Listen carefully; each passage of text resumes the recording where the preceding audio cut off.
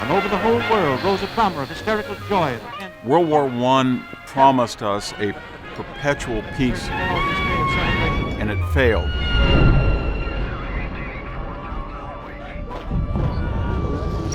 We shall not hesitate to take every step. World War II then was the ultimate laboratory of death. To call forth from our people the last ounce and the last inch of effort of which we are capable.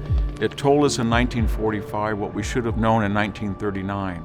It took 65 million deaths to prove what should have been self-evident.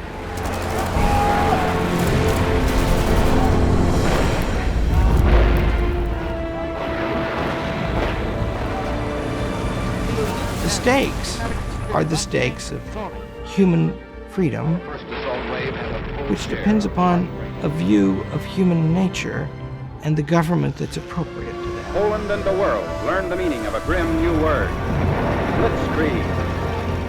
How we are to live and why we are to think we should live that way. And that battle still goes on. Advancing tank, the attackers move When in. we say World War II, that cannot be an abstraction. That has to translate into a guy in a BF-109 or somebody in an American submarine in Tokyo Bay. The point being is that this war was unique in that there were so many theaters, there were so many ways of fighting it that it's almost incomprehensible.